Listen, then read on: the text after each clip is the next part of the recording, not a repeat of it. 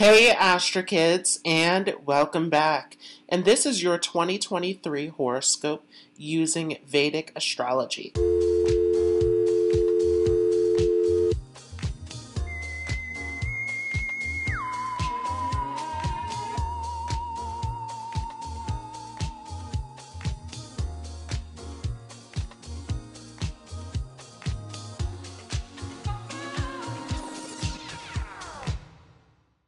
Just a quick disclaimer here that this is going to be according to Vedic astrology, which is using the sidereal zodiac. So if you are not familiar with what your sidereal moon sign or ascendant sign is, make sure to check out my free calculator down below in the description so that you have the correct information. Also, this horoscope will be according to your moon sign or rising sign. So this is not according to your sun sign, as the rising sign and the moon sign are mapping out your life. In particular, the rising sign is mapping out the lessons and experiences that you are going through, where the moon is mapping out your life according to how you are perceiving it, how it is happening within your mind, how it is making you feel internally. So these are the most important points to read your chart from. If you want to go deeper to understand how your chart actually plays out for you, actually getting into the planets, how they're aspecting one another, different transits, how they're impacting your life, the dasha periods that you're going through, all of these different factors, make sure to check out my brand new website where you can book an appointment with me. So, stepping into 2023, we will see a lot of major changes happen. But in particular, as we are coming into January, we will see Saturn shifting its position. So we've been in this 2.5 year cycle now of Saturn and Capricorn. But Saturn will be stepping into its Mulatrikon sign of Aquarius. And this is a very powerful position. Throughout most of 2022, we're going to see Jupiter in the sign of Aries as well. And as we come towards the end of 2023, we're going to see Rahu shifting into Pisces and Ketu shifting into Virgo. We'll see that on October 30th, so more towards the end of the year. But we're going to have some major changes as Jupiter comes into Aries here in April and as Saturn is coming into Aquarius at the beginning of the year.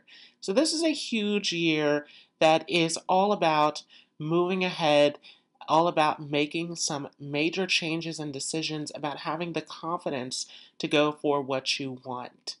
We are going to see Saturn for the majority of this year in the nakshatra of Shatabisha. So Shatabisha is a nakshatra that is very mysterious, that is very much about science and mystery and exploration. It is a very intellectual nakshatra that likes to learn, that likes to delve into the mysteries. So this is a great time for anyone who is into research, anyone who is wanting to learn, wanting to get into their studies. And also this Jupiter in Aries is going to support this as well, because Jupiter will start off its transit in the nakshatra of Ashwini, and Ashwini is a very intelligent nakshatra as well. It is all about getting to the truth, as it is our first Ketu nakshatra. So Ashwini is a nakshatra that is drawn to the mysteries, that is drawn to philosophy, that is all about learning, that is all about absorbing knowledge and information and understanding it at a deeper level. So this is a very academic nakshatra. And so Jupiter is going to do very well as it comes into Ashwini, as Jupiter is again about knowledge, about learning, about travel. Ashwini also is a nakshatra that is all about adventure as well. So it is also akin to traveling. And we're going to see traveling is a theme as well, as Rahu comes into Pisces for some of you. As Pisces is about foreign travels, it is about isolation, spirituality, and so all sorts of long distance travel, whether that is foreign or whether that is happening on a deeper level as far as spiritual journeys and delving deeper. So this is a very interesting year that we are coming into with all of these different moving pieces here. K2 in Virgo is a bit of a tricky position as it can give us some perfectionistic tendencies wherever this is placed in your chart. K2, remember, is a planet that is all about letting go, that is all about surrender. But K2 also has a side to it that is very stubborn because K2 is very much about our belief systems, about our deeper truth. So it is very adamant about what it believes. Remember that K2, although it is about spirituality, it is a very fiery, smoky kind of energy. So there is an intensity to K2, a very transformative energy that is behind it.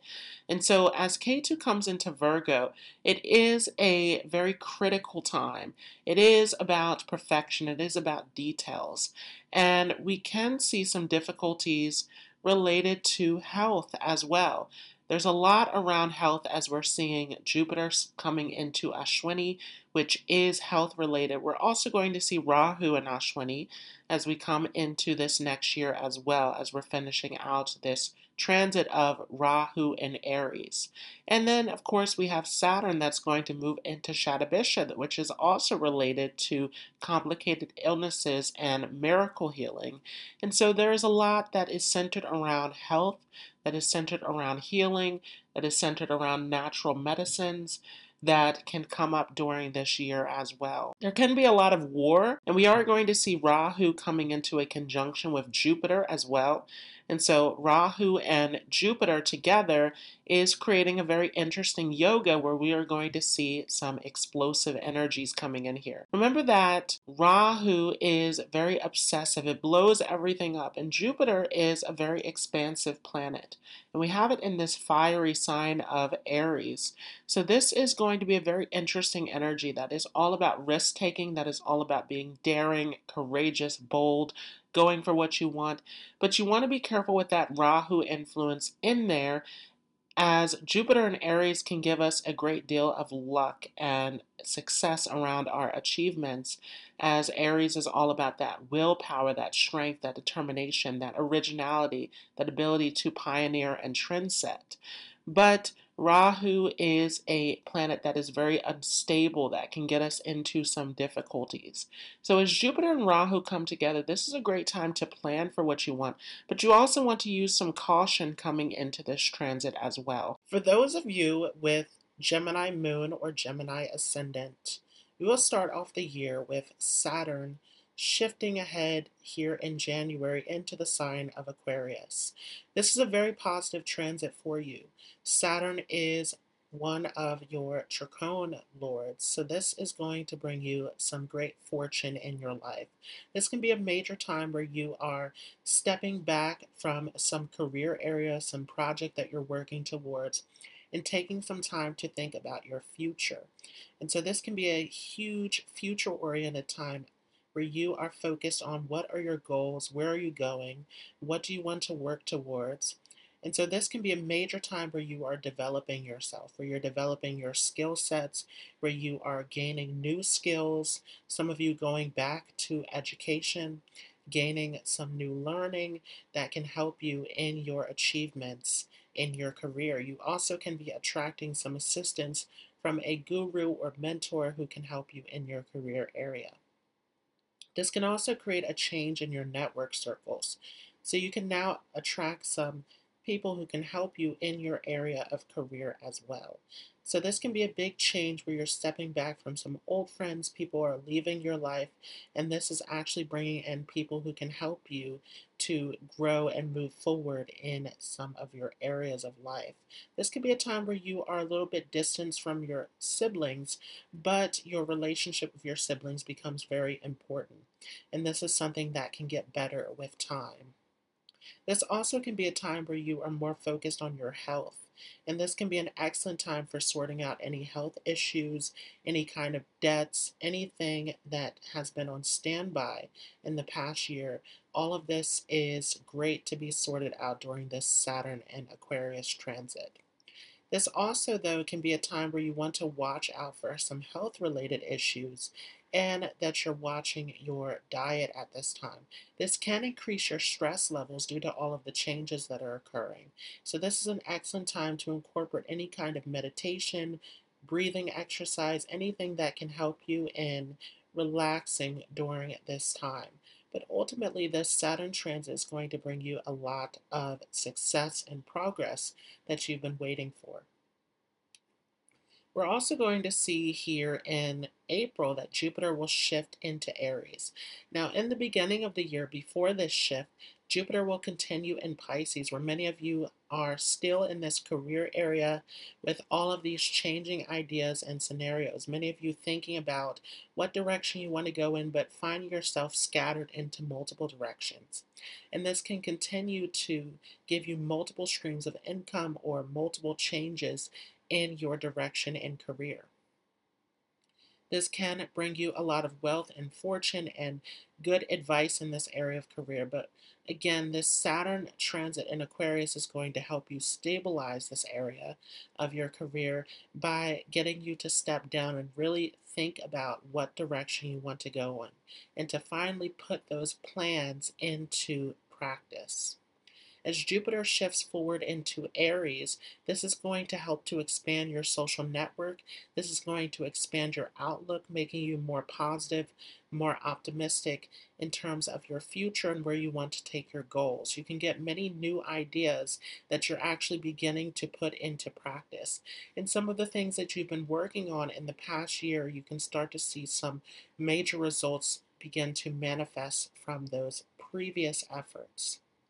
Jupiter in your 11th house really can help you to gain some new knowledge and skills. Again, similar to this Saturn in Aquarius, which is going to aspect over to Jupiter.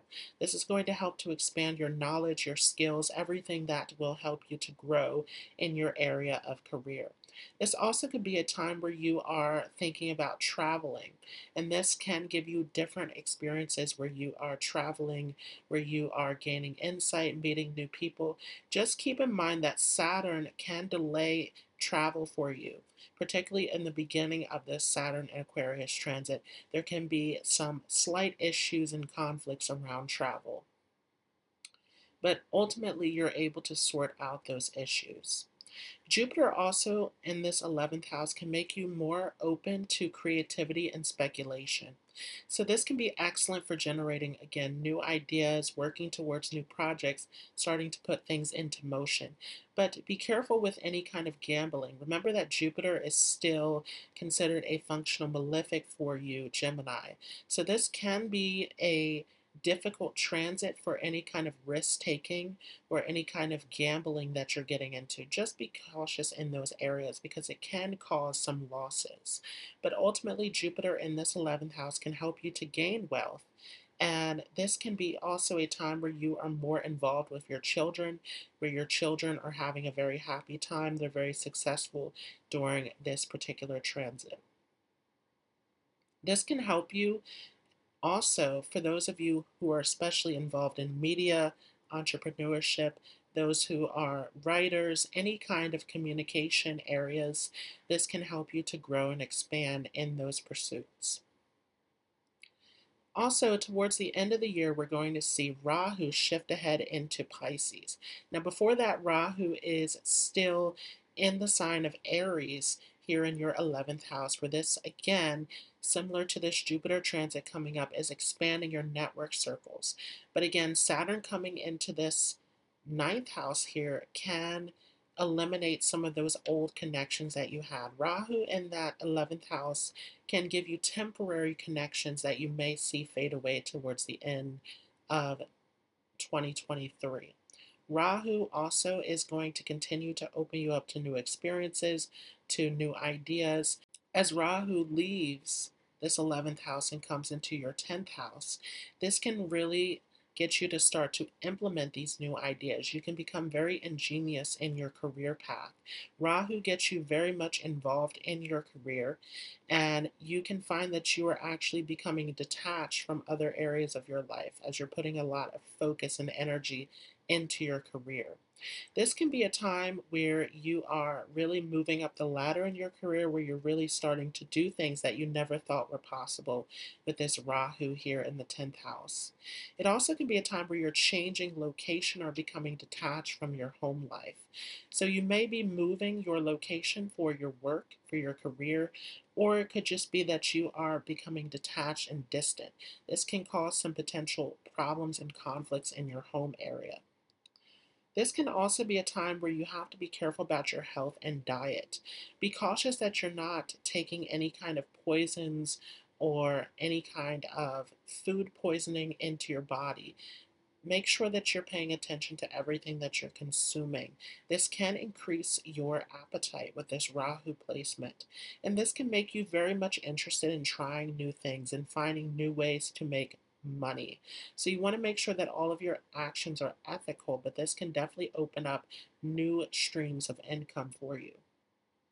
This can be a huge time, again, where you're very focused on your health. This can be a time where you're very focused on your medicine, some of you changing medications. Again, just being cautious in these areas and making sure that you're checking with your physician.